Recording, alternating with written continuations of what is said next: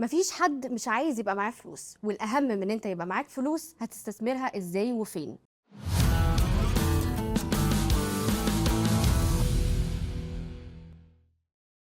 النهارده معايا مديرة شركة جلوبال هيلز إسراء زاهر. ازيك يا إسراء؟ ازيك؟ عاملة ايه؟ تمام. منوراني. ربنا يخليكي.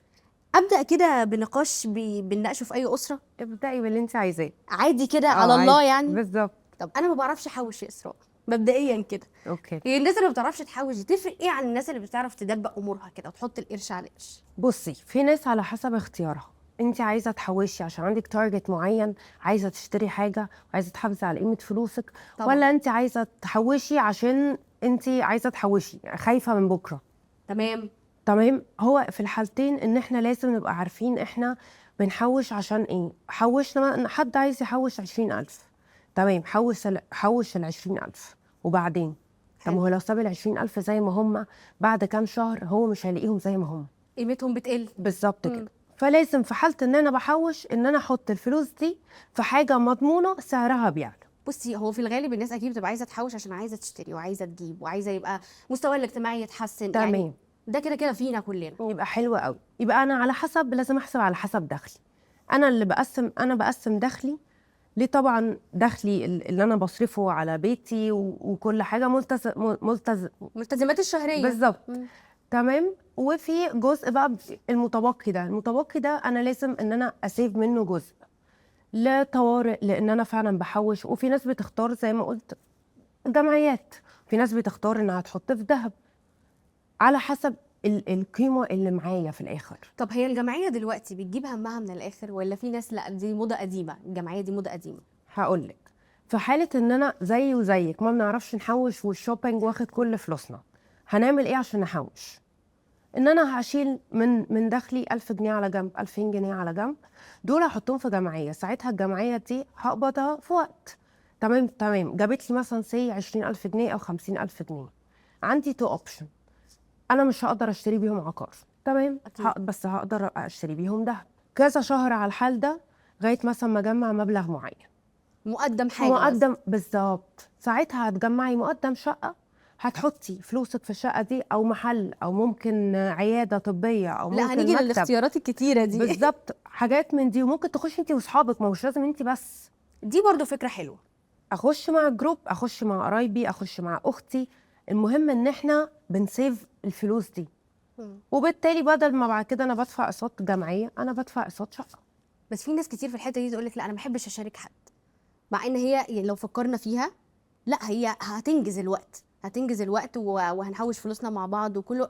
اصل انت مش تاكلي حق حد، بس في ناس ما بتحبش في فلوس تشترك مع حد في حاجه. عشان كده في شركات كتير قوي في العاصمه نجحت في ان حاجه اسمها ان احنا جروب بنشتري اسهم في محلات.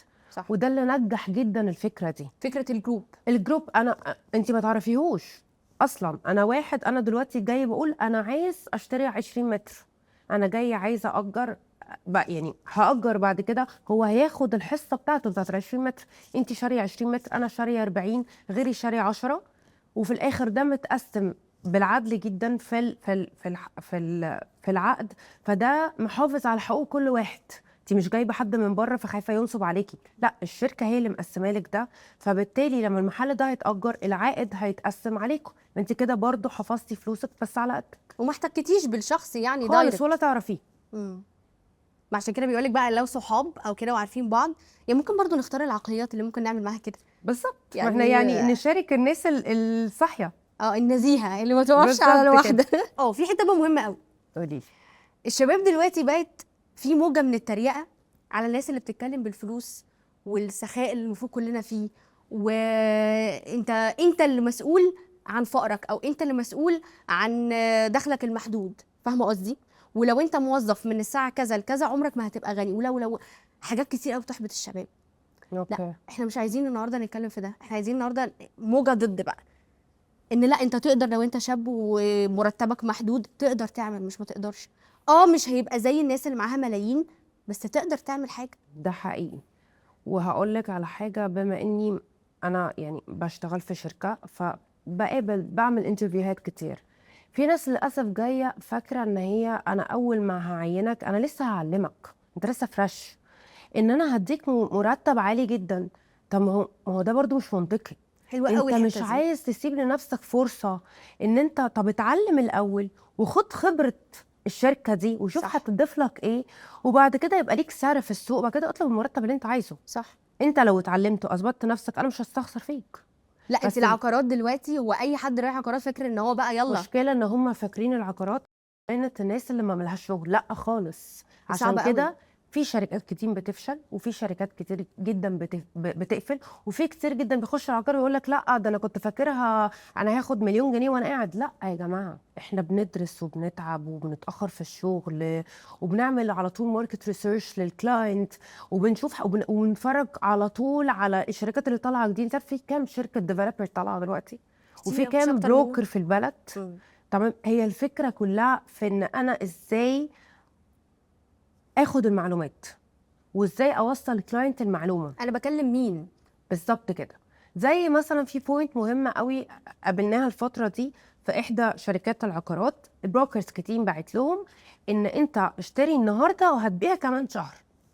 لا، ده كلام خيالي. ده كلام خيالي. دلوقتي الناس دي بتبيع اليونتس بتاعتها بخساره بدون اوفر. ليه؟ لان البروكر اللي باع لهم وعدهم ان كمان شهر. انت مش هقولك ان ده ما بيحصلش، كان بيحصل زمان، بس دلوقتي بعد ان الدولار ثبت لا هو مش هيحصل. فهو اصلا شاري ومش عامل بلان ان هو هيدفع اقساط كمان سنه، ده هو كان عامل حساب شهرين 3. فاهمك. وللاسف شركه الديفلوبر، مش للاسف، هو ده طبيعي بيحصل، ان دلوقتي الشركه منزله اوفر زيرو داون بيمنت على 8 سنين. انا ايه اللي هيخليني اروح اشتري ريسيل باوفر كمان؟ فده خلى كلاينتس كتير يجي لها احباط، تقول لك اصل العقارات وقعت. لا، انت يعني اللي هي اشتريت الفكره، غلط. يعني دي لا، هو في ناس بتقول على الشغلانه دي، اعذروني يعني في الكلمه، اكيد. بيبيعوا كلام. بالظبط. فاهمه قصدي؟ ومش هقول لك ان ده مش صح، في بعض كتير كده. منهم. بعض منهم زي مثلا انت للاسف بتقولي، كده. يعني هو مثلا قايل له كلام كان ينفع من فتره، دلوقتي ما ينفعش، يعني هو مش على ارض الواقع. بالظبط. هو بيقول له كلام. وده البروكر اللي عمره ما هيكمل في الشغلانه. بالظبط. صح. ليه؟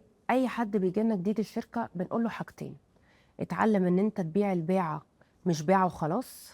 تمام. انت بتعمل حاجه اسمها محفظه عملاء. وانا بعت البيعه للعميل ده وخلاص، عمري ما هعرف ولبسته، عمري هعرف ابيع له حاجه تانية؟ لا. لا. بالظبط. ولا لقرايبه ولا ولا لاصحابه، القرايب ولا اصحابه، ومش هيبقى عايز يشوف رقمي ولا عرفت فين مشاكله. ولا اي حاجه، ولا انا اصلا اخدت خبره. بس لما انا اعلم السيلز ان لا، انت هتبيع للكلاينت الحاجه اللي انت شايفها كويسه، مش ما تبصش على حاجه تانية، الكلاينت ده هيجيب له قرايبه وهيشتري معايا في الساحل، وهيشتري معايا في السخنه، وهيشتري معايا في اكتوبر، وهيشتري هيعمل معايا وهيجيب لي قرايبه. حتى لو ما اشتراش معايا بس انا قلت له لا الشركه دي بلاش وما اشتراش، بعد كده هيجيب لي اصحابه لانه واثق فيا. فاهماكي. فاحنا لازم ما نضرش الناس، يعني هنكسبك بس مش هنضرك. يعني لما يجي كلاينت النهارده، مثلا كلاينت بتقولي انا عايزه ابيع المحل بتاعي في العاصمه، قلت لها لا استني ما تبيعيش. لان انت لو هتبيع دلوقتي، على فكره هبيع وهاخد كوميشن، بس لو هتبيع دلوقتي ممكن تاخد فيه اوفر مليون، بس كمان سنه هتاخد فيه اوفر 5 مليون. فرق شاسع. بالظبط. فانت هنا الامانه اللي بتحكمك بقى ان انت تقولي لها كده. بالظبط كده. رجوعا لحته الخبره، بما انك مديره شركه، اوكي. دايما ببقى عايزه كده اتكلم مع مديرين الشركات واسالهم فعلا في الناس اللي بتيجي يعني عايزه تتعين عندهم، عايزه تشتغل بقى، خاصه الشباب. في حاجه بتلفتني، اول ما بنخلص الجامعه الولاد يعني ياخدوا السي في، يروحوا لاي حد يعمل لهم الفورم التمام، واصلا انتوا ما ممكن بتبصوش قبل على ما الفورم. يخلصوش عادي بييجوا برضه. بالظبط. نظبط الفورم بتاعت السي في التمام، نروح نعمل السي في معرفش ايه، يعني نعمل الانترفيو، بعد كده يقولوا لهم لا احنا محتاجين خبره 2 على الاقل.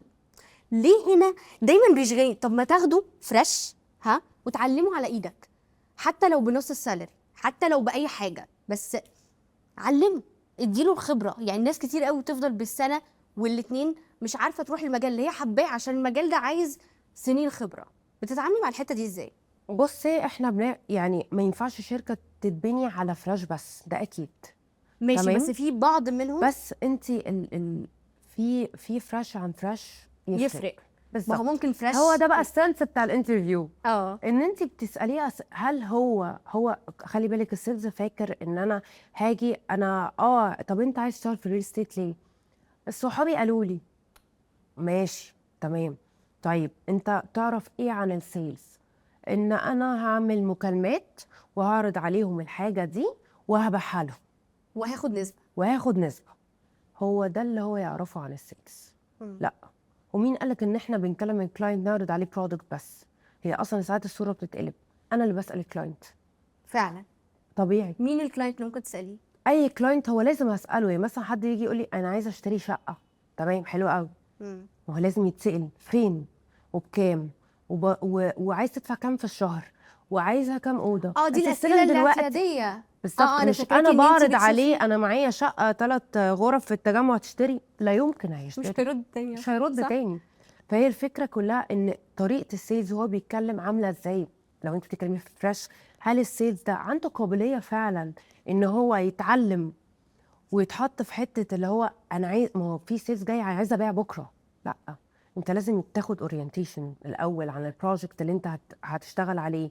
لازم يتعمل لك تريننج ازاي تكلم الكلاينت صح. لو اتشتمت في التليفون هترد تقول ايه؟ ما هو كل ده ازاي لما كلاينت يديله يونت يعرف حاجه اسمها يسعر اليونت. يعني طبعا شغالين ريسيل، تمام، فلازم اعلم السيلز انا اسعر ازاي. فانت اكيد مش كل سيلز يجي يقولك انا معايا يونت في المكان الفلاني سعرها كام بيع، لا، لازم تتعلم انت اللي تعمل سيرش وتعرف السعر الوحده بيستسهل. دي كام بالظبط. فلينا طبعا الطرق بتاعتنا بنعلمهم ازاي انت تعمل سيرش وازاي تسعر. ولو مثلا اليونت دي صف اول صف تاني صف تالت هتفرق، هيفرق اللوكيشن، هيفرق مساحه. وفي كلاينتس بتديكي سعر مش موجود في الوجود. هو اصلا شاري يونت ب 4 مليون وهو فجاه حط رجل على رجل قال لك عايزه ابيعها ب 60 مليون، مش هعرف ابيعها لك. فاهمه؟ هو فاحنا بيبقى سامع منين الارقام الخزعبليه دي؟ بيبقى سامعها منين؟ بصي في احيانا اونرز بتتفق يا جماعه احنا مش هنبيع غير بالسعر ده، تمام، وفي كلاينت تاني بيقول انا لا شاري طب بحسبه الدولار، اصل انا كده شاري كنت زمان بالدولار كان بكذا فهي هتجيب كذا. لا، هي ما بتحسبش كده. فطبعا في كلاينتس بتبقى حاطه سعر عالي قوي لليونت بتاعتها، بتحسبها الحسبه بتاعتها بقى. بتحسبها بقى الحسبه بتاعتها، وده بيضر نفسه. لان هو لو فضلت اليونت بتاعته معروضه على وات ايفر ويب سايت اللي شغالين عليه اللي هو اوريدي اول ما بتكتبي حاجه بيطلع لك على جوجل، فانت لو فضلت اليونت موجوده هو حرق اليونت بتاعته. في ناس على فكره بيبقى فعلا عشمانه ان كل سنه يقول لك لا لا هتغلى، لا هتغلى، لا الحته دي بقى لما يتبني قدامها ما اعرفش لما يتبني. طبعا ده صح ولا غلط؟ بصي، عايز ما تعرضهاش دلوقتي وتستنى لما يتبني يبقى سيبها وما تعرضهاش، تحرقهاش. اوكي. تمام. لان في الاول وفي الاخر لو انت حتى في ناس بتغلط بيعرضها مع كذا بروكر، انا بالنسبه لي دي يونت محروقه مش هشتغل عليها فعلا. طبعا. لان انت كمان خلي بالك كل واحد بيعرض بسعر، هو فاكر ان هو كده نصاحه. لا، هو الكلاينت لو واللي انت يجيب لي اعلى. اللي يجيب لي على، انت لو كلاينت بتبصي على يونت كل على ويب سايت بسعر مش هتشتريها. مفيش لان ده مصداقيه. مفيش مصداقيه بالنسبه لك. الكلاينت ده مش يعني مش ستريت، مش هيبيع. وفي كلاينت بتعرض عشان تعرف هبيع جاي لها زبون ولا لا زي ما بيقول، بالظبط كده. وده بيضره برضه. وفي مش بيبقى على ويب سايت، هو بيبقى فاكر ان هو يعني البروكر ده مثلا بيكلمه طب بيتابع معاهم بقى كلهم واللي يجيب له الاعلى فعلا، بس ده بيحطه في زون ان هو يعني مشتت نفسه. ده حقيقي. صح كده؟ وممكن على فكره يكون كلاينت واحد بيلف على كل البروكرز وهو لاقيها بكل الاسعار، ففي الاخر يا حرام هو فاكر ان كله عايز اليونت دي وهو في الاخر وان كلاينت بيدور. صح. طب رجوعا لحته الفريش، يعني انت كمديره شركه تقدري تعيني فريش؟ بنعين طبعا فريش، وبتلاقي ان جودتهم يمكن احسن من ناس بالعكس قديمه. بيكونوا عايزين يشتغلوا جدا، طموحين جدا. وبعد كده احنا بقى انه بعد كده بيتحولوا خلاص دول ولادي صحابي اخواتي. فانت بعد كده ما بتلاقي يا ده اللي كان جاي ومكسوف يكلم الكلاينت بالظبط. ودلوقتي شاطر شطاره ما شاء الله. ما هي دي الفكره، هي حاجه انت بتقريها في الانترفيو، لا ده هيشتغل معايا. بالظبط. عشان كده بنوجه رساله انه لا يا جماعه مش كل الفريش جراديويت هيقعدوا بالسنين عشان عايزين سنين خبره، انت ممكن تبقى اول واحد اديت له الخبره دي. بالظبط. والحمد لله لما بيروحوا يشتغلوا في شركات تانية وساعات بيرجعوا لنا تاني والحمد لله ولقوا يعني لا بيتعلموا. بتفرحي بيهم طبعا طبعا، ده احساس تاني بقى. ده حاجه تانية. طب انت في الشغل عامله ازاي كمديره؟ ممكن تحببي تعملي الفريق العمل بتاعك ازاي؟ لا انا طيبه جدا. احنا عيله قوي. لا احنا يعني ما بنتعاملش في كونسبت المدرسه. خالص. لا احنا يعني طالما انت بتشتغل خلاص. بتعمل شغلك خلاص، ما ملهاش لازمه العصبيه. لا خالص. مم. حاجه واحده بس انا بحب التزم بيها وهم بيتضايقوا من الموضوع ده، المواعيد.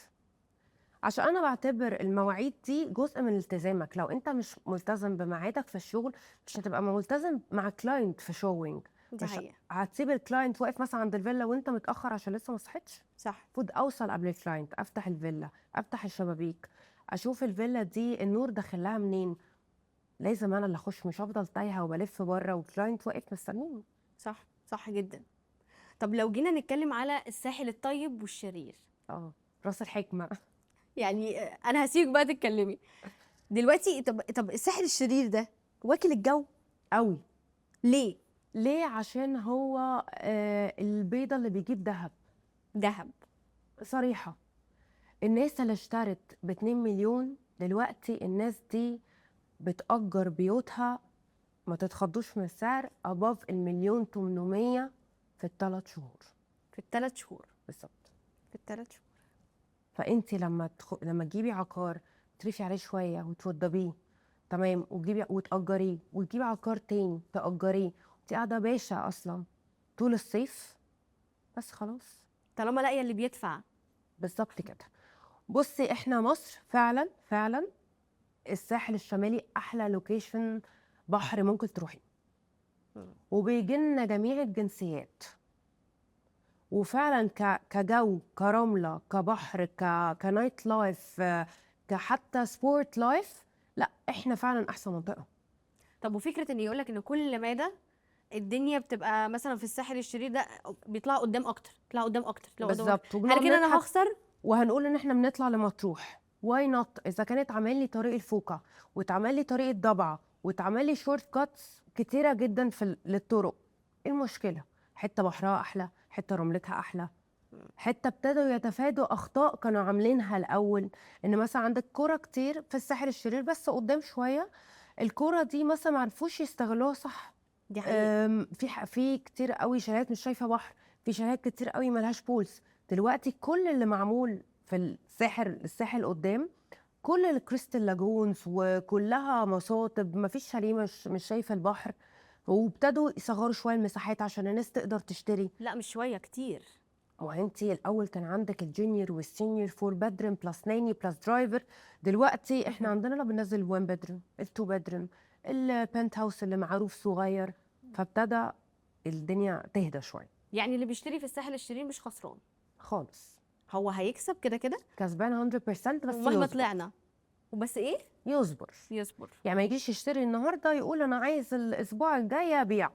كده كده الناس اللي هتخش لونش او زي ما بيقولوا الطرح الاول. تمام، الطرح الاول تمام، ده بوش القفص. انت كده كده بعد اسبوع بعد ما اللونش انت محطوط لك 5% انكريس، انت كده كسبان.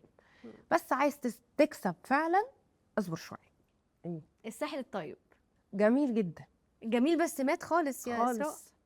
ما ماتش. خالص. وهتشوفي. طب انا عايزه اشوف والله، يعني مش عندك القرى مدينه اللي احنا العلمين بنتريق الجديده؟ عليها. مش عندك دلوقتي مدينه العلمين الجديده؟ صحيح. طيب استني اشتغل. وكل اللي في الساحل الطيب دول وهم قاعدين يعني هيكسبوا دهب. هيكسبوا دهب بجد والله. طبعا. وبالدليل ان في شركات كتيره قوي دلوقتي، يعني مش هقدر اقول اسمها، ابتدت تفتح في الساحل الطيب والناحيه التانية كمان، ومنتجعات سياحيه. ده خبر انت مش فاهمه هم يبسطوا ازاي. ده حصري. احنا قعدنا يعني يليشوا عليهم بالسنين اخر كام سنه. بصي إن الناس اللي في عامه الساحل الطيب، وعلى فكره في رنت عالي جدا اه. وبيتأجر.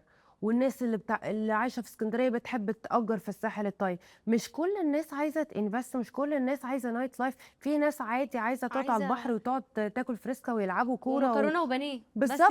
الساحل حياه الطيب. ابسط من كده. عايزه اروح بقى الساحل الشرير اروح بقى، ما انت مش عارفه اصلا انت كل شويه تروحي ابعد، انت مش عارفه تروحي فين. صح صح. فهي دي الفكره. لا الساحل الطيب هشتغل جدا، وابتدى فعلا يشتغل. يعني هقول لك على حاجه، الناس اللي كانت من كام سنه مشيت من مارينا كلهم رجعوا كلهم رجعوا مارينا. انا رجعت. بالظبط. انت الرنت دلوقتي في مارينا $1. يعني اللي قبل مارينا دول هيتبسطوا، هيتبسطوا قوي. ما يزعلوش يعني. وزي ما بقولك في منتجعات سياحيه هتفتح في كيلو 70 وكيلو 77 الناحيه التانية، وده اول تصريح شركه تاخده ان يكون في فندقي ومنتجع سياحي. انا مبسوطه قوي من الخبر ده، شفتي؟ مش فاهمه الناس تتبسط ازاي. ذهب، دولار، عقار.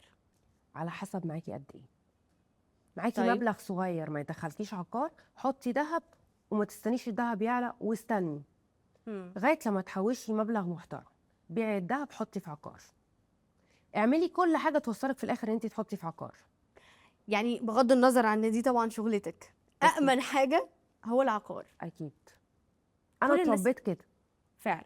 انا عيلتي كلها تجار اه، وتجار عقارات. أأمن حاجة. أأمن حاجة. دي الحاجة اللي هتسيبيها لولادك، لأحفادك، بالظبط. لكل حاجة. يعني أنا دلوقتي أنا قاعدة في شقة جدي اللي جايبها لي. يا حبيبي. بالظبط. دي تجربة حلوة قوي دي. أيوة، هي دي الحاجة اللي بتقعد معاكي لجنريشن. عشان كده الناس اللي ما حوشتش لعيالها او ما جابتش هنا، او مثلا انا عايزه اجيب شقه لعيالي، انا عايزه ما اعرفش ايه، هو ده بالنسبه لهم مصدر الامان. ده حقيقي. ان بعد ما اموت او بعد ما اعرفش ايه، او حتى يقعدوا في شقتي دايما، الشقه أجدادنا المكان زمان كلها يقولك إيه، أنا هجيب أرض وهبني بيت وابنيها. لعيالي. هو ده الصح. صح. هو ده التفكير الصح. فاكره الكوميك بتاع الاراضي التجمع، اللي هو اجدادي، في ناس اجدادها اشترت برخص التراب ودلوقتي طبعا كسبانين، بالظبط وفي ناس كده. اجدادها كانوا في هي حته الفكرة تانية. كلها اللونج فيجن، ان انا هشتري فين ومع مين. تمام. والحاجة دي هتبقى ارباحها بعد كده عاملة ازاي، لازم دراسة. تمام. لكن اللي هيدور على بسرعة سريع وعايز ابقى غني وعايز اجيب حاجة، فالحاجة دي سعرها كذا، ففي الاخر لبس في حيطة في شركة، ما سلمونيش، ادوني الحاجة مش زي الماستر بلان، ما شفتها، ما كذا. عشان كده بنقول للناس يا جماعة شوفوا الاول بتشتروا فين وايه الخدمات اللي بيقدمها لك. طب جاوبيني على السؤال، لو انا عايزه اشتري عقار واكسب فيه، تمام. اشتري فين؟ او المحيطات اللي حواليا تبقى عامله ازاي؟ بصي، امن حاجة دلوقتي بنتكلم فيها، لو احنا بنتكلم في ان انا عايزة حاجة احط فيها داون بيمنت واقسط واكون مرتاحه، عندنا ما شاء الله يعني شركات كتيره جدا تراستد في التجمع.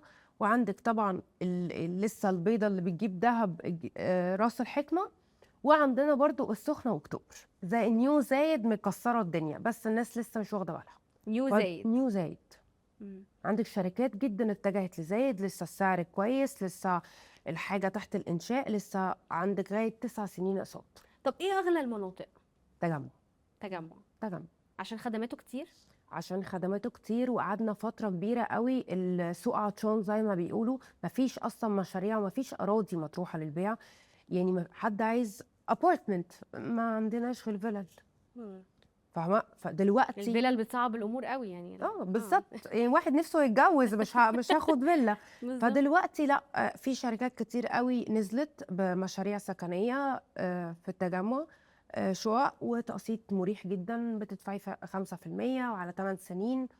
ومستقبل سيتي، ان محدش برضو لسه يقولك لا انا عايز في التجمع. يا جماعه مستقبل سيتي احسن منطقه دلوقتي هتبقى في التجمع، هي اكستنشن التجمع. انت اتعمل لها تخطيط صح جدا، مستشفيات في مكان، الخدمات في مكان، الخدمات التجاريه كلها في مكان تاني، كل الكومباوند اكسس المكان ده. مفيش بقى غلطات التجمع، في فيلا جنبها بنزينه، في هنا مول جنبيه مستشفى. في ناس كتير جدا متعلقه التعليق ده. بالظبط. في لكن عدم انت تنظيم كده. مستقبل سيتي اتعمل له تخطيط صح، كل الخدمات في حته واحده، كل الريزدنشال في حته واحده، المدارس في اماكن واحده، فيها جامعات فيها مدارس. انت هو وان واي محور هيطلعك تجمع او هتطلعي السويس، ممكن تطلعي المحور بن زايد، بقيتي في العاصمه، فانت ذا سنتر. طب لو رحنا لعقليه الغني والفقير، محير السؤال ده محير ناس كتير قوي قوي. انا وقفت عنده، لان الناس تقول لك لا ده قدر، انا نصيبي في الدنيا، انا رزقي محدود، هو ده نصيبي في الدنيا. مش هنختلف. مش هننكر، وربنا قال اسعى يا عبد وانا اسعى معاك. ده رقم واحد، فكره النصيب والقدر. بالظبط. ولكن ايه؟ ولكن انا حد معهوش فلوس هفضل قاعد حاطط ايدي على خدي واقول انا معيش فلوس؟ بتحصل. ولا هفكر؟ المفروض نفكر. بالظبط. وكلنا دلوقتي متعلمين. دي حقيقه. تمام. الغالبيه العظمى يعني. والانترنت ما سابش حاجه. صحيح. اوكي. ولسه في يعني صاحب الشركه مغششني بزنس صغير كده عشان ارد على المسجز، ان في حاجات كتير قوي على امازون ب $1 و$2. صح. طب ما اشتري الحاجات دي وبيعهم وهيجي لك مكسب، يبقى انت عندك سمول بزنس. مم. وفي بقى ويب سايتس كتير قوي، في اللي خريج ترجمه، ده في ناس بتحط جوبز اوفر قد كده، ان عايز يا جماعه خارجين ألسن. جداد يترجموا لي assignments ويترجموا حاجات. فلو فكرت ودورت هتشتغل. مم. يعني البني ادم يقدر يخلق من اي حاجه فلوس. طبعا صح. طبعا. ومش هنعتمد ان كله دلوقتي يقول لك انا هعمل فيديو وهعمل كذا. لا يا جماعه، هو في شغل واحنا محتاجين ناس تشتغل. واقول لك على حاجه، انا بنزل هايرنج كل اسبوع وببعت انترفيوهات، محدش بيجيلي. محدش بيجيلك. يعني دي صادمه دي. انت مقدم على شغل وبتدور على شغل انترنت وحطيت بوست وانت قدمت، انت مكسل تيجي الانترفيو. انا بقول لك هو حتى ما في جاش كسل. الانترفيو. فمش هقول لك مثلا جه والاوفر بتاعي ما عجبوش، هو ما جاش اصلا. صحيح، عقليه ان انا روح يا ابني وشوف ايه اللي هيحصل، يعني كل بالظبط الامهات بتقول كده. بالظبط، روحي وشوفي ايه الكلام، يعني شوف. مم. لكن هم اصلا في اللي بيبعت له مسج فورمال ولوكيشن والميعاد وتحديد ميعاد. طب لو الميعاد ده مش مناسبك، في ميعاد تاني يوم كذا. لا ده المفروض المسج دي تخلي الواحد يتنطط، يعني هشتغل وامسك فلوس مثلا وفي شركه كويسه وما او بيجوش. غيرها. وفي اللي ممكن يقعد يسأل طب هو المرتب كام، طب هو ستارتنج كام، طب مش نيجي واشوفك الاول. نقدر نقول الطموحات عليت قوي، بزياده. وفي نفس الوقت انا قاعده على الكنبه.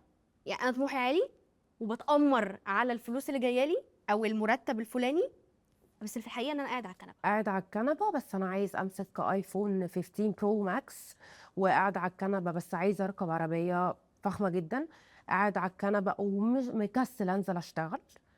عايزه اقول لك ان احنا بنعرض كمان اوفرز كتير. يا جماعه انا محتاجه فريلانس، مش لازم انت مش فاضيه تكوني في ايوه، في فول في تايم. اوفيس او فريلانس ما عنديش مشكله. مهم. اقعدي اعملي كولز، اعملي لي كامبينز فيسبوك، اعملي لي اعلانات فيسبوك. لا الناس اصلا يعني بتهيألي مديرين الشركات بقوا يسهلوا الدنيا عشان هم عايزين جدا. انتاجيه من الشباب، بس كمان ايه زي ما تقولي بيوازوا الكسل بتاعهم، عمالين كل مدى بيسهلوا الطلبات. خليك من البيت، خليك ما اعرفش من ايام كورونا يعني اشتغل من البيت، فالموضوع كمل معانا. فاهمه قصدي؟ وعايزه اقول لك ان هو اصلا يعني ال الشغل من البيت سهل اصلا علينا كتير. يعني انت اللابتوب او انت اصلا اللي تفتحيه من اللابتوب ممكن تفتحيه من على الموبايل. يعني صح. انا بقول لك انا عايزه منك موبايل وهعلمك ازاي تكلم الناس، انت مكسل. لا ده مفيش اصعب من كده يا جماعه. ففي ناس كتيره هم مش عايزين يشتغلوا. في جزئيه مهمه قوي بقى، مثلا لو انت بتعيني بنات، تمام، اكيد. ايه اللي هتتخطب واللي تتجوز وتقعد في البيت والتفاصيل دي يعني، والاولاد بتعملي ازاي بص بنحاول نمانج. مساواه؟ اكيد مش هرضى باي طريقه ان في حاجه تيجي على الشغل. في الاخر ده اكل عيش، وفي اكيد الاخر انا مديره الشركه مش صاحبه الشركه، احنا في الاخر كلنا فاتحين انت بيوت كمان ناس. مسؤوله. بالظبط.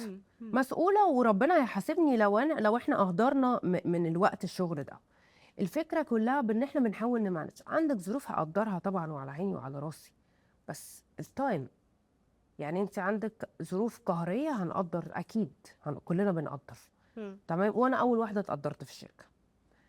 ساعه حصل لي ظروف وفاة مامي، حصل ظروف كلنا اصل احنا بني ادمين في الاخر. بالظبط بنقدر. بس هل ده انا بعد كده ما قدرتش؟ لا انا قدرت واشتغلت ونزلت ويمكن بعديها مثلا ب2 ويكس واشتغلت عشان انا حاسه بمسؤوليه ان انا لازم اشتغل.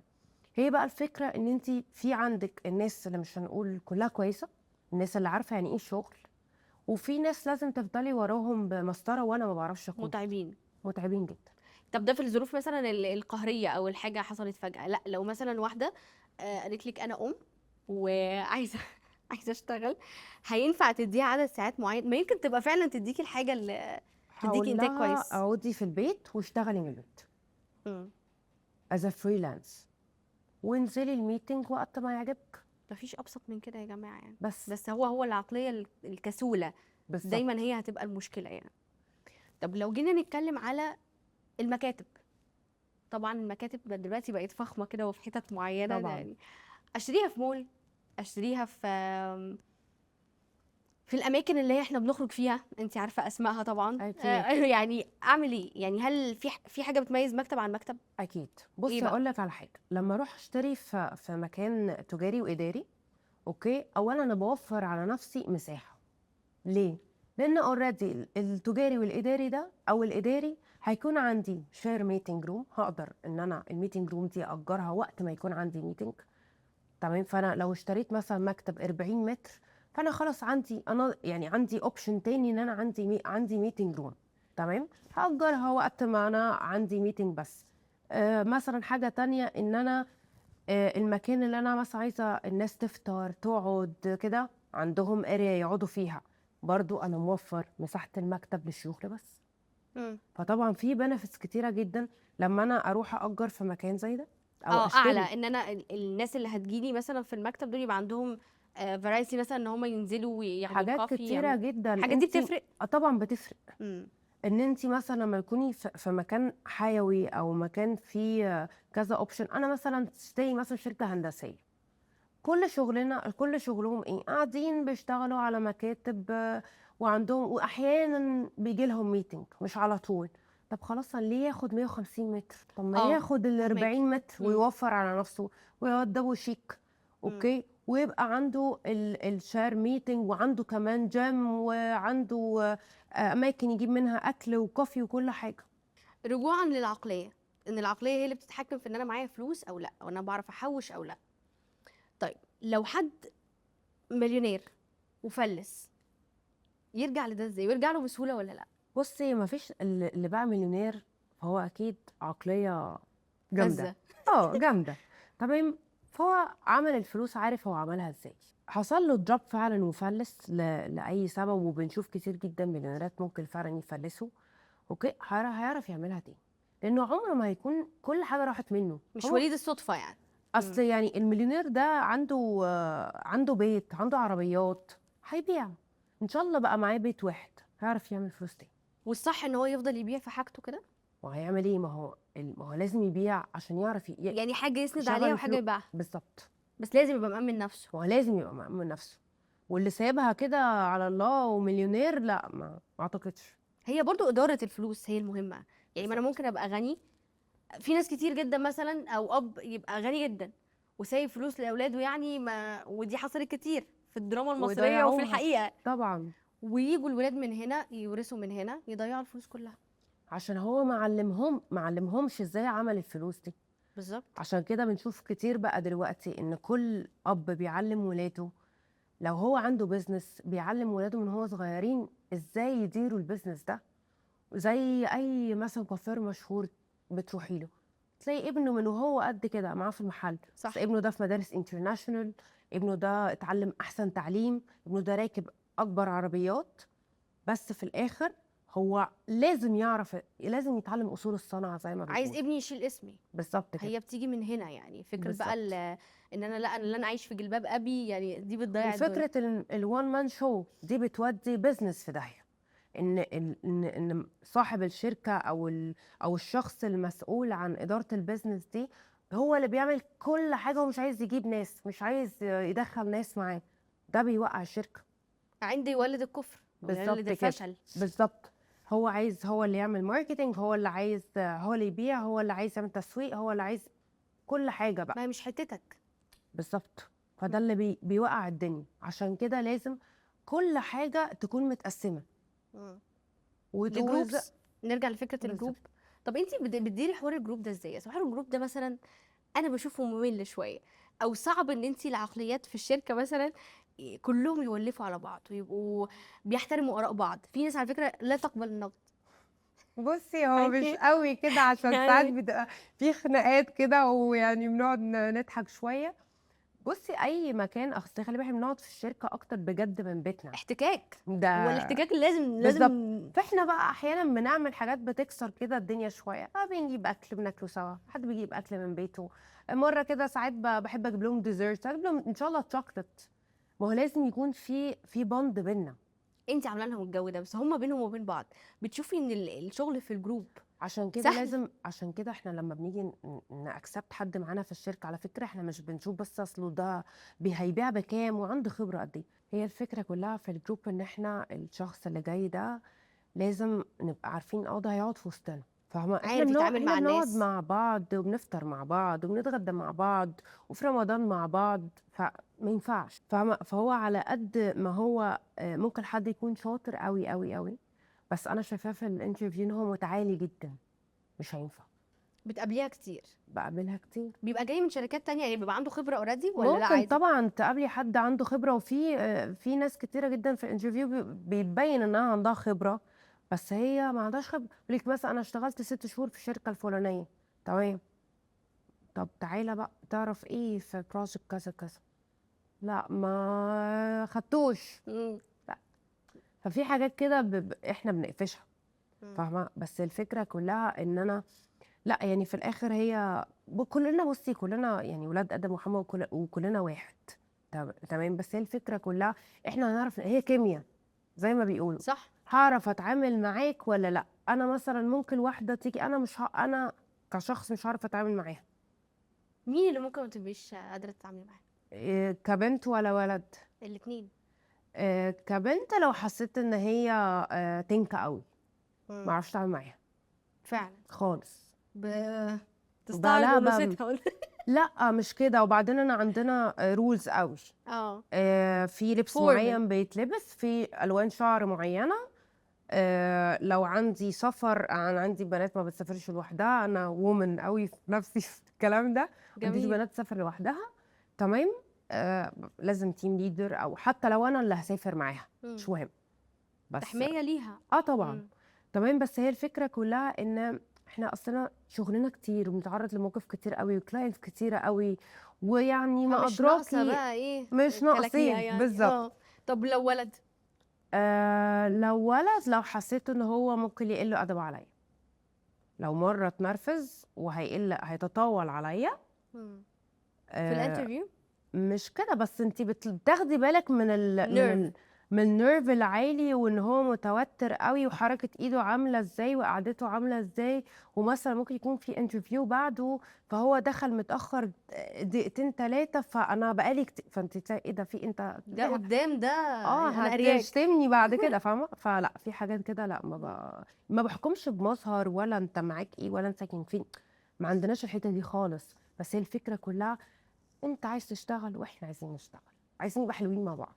بس في ناس كتير بيهمها المظاهر يعني، وده مش عيب. ده مش عيب. بس مثلا لو جالك حد فات قوي في الشغلانه اللي انت عايزاها، تمام. والمظهر مش قد كده، مش قد كده، مش تقليلا من حاجه، بس محتاج يتظبط هظبطه بالطريقه الفلانيه، هظبطه هتتقال وش. هتتقال وش. اللبس فورم، السيمي فورم اللي عندنا محتاجة يعني بنقولها بقى بطريقة لطيفة. بطرق. احنا بنروح مشاوير بعيدة فلازم ناخد شاور ونكون نضاف ونكون جمال عشان الكلاينت يبقى مبسوط، بتتقال أكيد بطريقة محترمة يعني. فهماكي. فهي ده أهم حاجة. وبعدين ما هو ممكن يكون، خلي بالك، هو المرة دي مثلا جاي راكب مواصلات، فمش يعني مش همسك له، فاهمة؟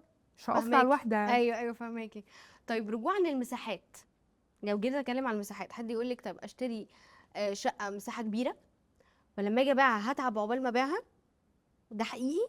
لا، ملهاش علاقة بالمساحة، هي ليها علاقة أكتر بالمكان ده مطلوب ولا لا. مطلوب ولا بمعنى لا؟ انت هتشتري فين. يعني ممكن المساحة الصغيرة وقتها أقول لك المساحة الصغيرة هي اللي هتبقى مطلوبة قوي. امتى تبقى مطلوبه طيب المساحه الصغيره؟ في مثلا في المكاتب، في المحلات، اه. تمام. عشان خلي بالك المكاتب والمحلات احنا بنبيعهم سيمي فينيشد، تمام. اوكي. فانت هتصرف توضيب كتير فدي ليها كوست، مم. تمام. فالمكتب اللي هتصرف عليه توضيب كويس هتعرف تأجره أسرع من تمام. المكتب الكبير، تمام. المكتب الصغير. هتقدر تأجره أسرع من اوكي. المكتب الكبير، تمام. تمام، لأنه هيكون سعره عشان أقل. توضيبه وتوظيفه كمان لما هتيجي تعرضيه للبيع وتحطي عليه أوفر، وأنت لما موضبة حاجة مثلا ب2 مليون جنيه وأنت شارياها ب4 مليون جنيه، لما تيجي تبيعيها ما أنت هتحطي أوفر صح 8 مليون بقى، صح. فهتبقى سعرها أوفر أوي، مم. فمش هتبقى ممكن مطلوبة في الماركت. بس في ممكن في مكان هقول لك لا بسرعه روحي اشتري عشان المكان ده بعد كده انت ما تعرفيش مين هيجي يشتري. ممكن البنك يأجره منك، ممكن المكان مثلا ليه فرنشايز كتير، فانت ساعتها هتكسبي على حسب المكان. انت بتستقبلي الاستشارات عامة من الناس؟ يعني ممكن محدش يشتري من الشركة طبعا بتاعتك، بس انت طبعا لخبرتك اكيد، تفيديه. عشان كده احنا اسمنا property consultant. ان احنا النهارده انت ممكن ما تشتريش معايا، بس انت محتاج نصيحة، محتاج خبرة. انت عايز تقولي انا اشتري في مكان الفلاني ده ولا في مكان الفلاني ده؟ تراجع يا فندم لا اشتري في مكان الفلاني ده عشان واحد اتنين تلاتة. مم. تمام اوكي، طب انا هأجل الفكرة دلوقتي ومش هشتري دلوقتي. تمام. وده ذكاء عامة، يعني ده ذكاء اجتماعي، ان انا لما يوم ما هتيجي تفكر ايوه لا هو كده يوم ما هتيجي تفكر هيلمع هترجعي كده في عينيك اسراء. بالظبط. وعلى فكرة يعني مثلا البيج دلوقتي اللي موجودة انا برد على حاجات ملهاش علاقة بالعقارات اصلا خالص خالص. بيجيلك ايه بأي حاجة، اي استشارات ليها علاقة بالتحويش اكيد، بالظبط. صح انا كده؟ معايا مثلا 200,000 جنيه اعمل بيهم ايه؟ حد مثلا زي ما مثلا اتكلمنا ان حد دخله صغير وطب بس انا عايزه احوش. مم. اوكي بقول له على وي، فده ملوش اصلا علاقه خاص بالعقارات. في فهماكي. ناس مثلا كلها كانت بتقولي انا لا انا هسيب فلوسي بدولارز. قلت له ماشي زمان كنت فلوسك في دولار. لما حد بيجي يقول لي دلوقتي كده اقول له اوعى تعمل كده، اوعى تعمل كده، اوعى تعمل كده. يلجأ للذهب ساعتها. بالظبط، زي اهالينا كده عشان لك غوايش غوايش حتتين عشان صيغة ايوه بالظبط كده. ايوه صح. فده لا لا هما احسن كانوا حل. ناصحين بصراحة يعني. وفي ناس كتير لبست في الدولار، وده اللي كنا قعدنا نقول كتير قوي وفي شغلها كمان. كتير. كنا نقول يا جماعه عقارات لا دولار، عقارات دولار. اهي اللي اشتروا في العقارات كسبوا واللي اشتروا في الدولار خسروا. الهزة دي عملت حاجات شفت؟ كتير قوي قوي. طب في البيع، آم، امتى ابيع المكان او العقار اللي عندي ده؟ احسن وقت للريسيل اه. اول ما العقار ده يشد حلو ويتبني. يشد حيله. ويتبني تمام. ليه؟ ليه؟ انت الشركه هتكون لسه ما بنتش، وانت هتكوني شاريه ب 2 مليون جنيه وبتبيعي ب 8، والشركه منزله ب 15 ولسه مش تسليم، يبقى انت اللي كسبانه. لا دي محتاجة استشارات فعلا الموضوع. اصل عينيا. الناس فعلا بتستشير اللي حواليها، هي الناس بتستشير اللي وده حواليها. احسن على فكره.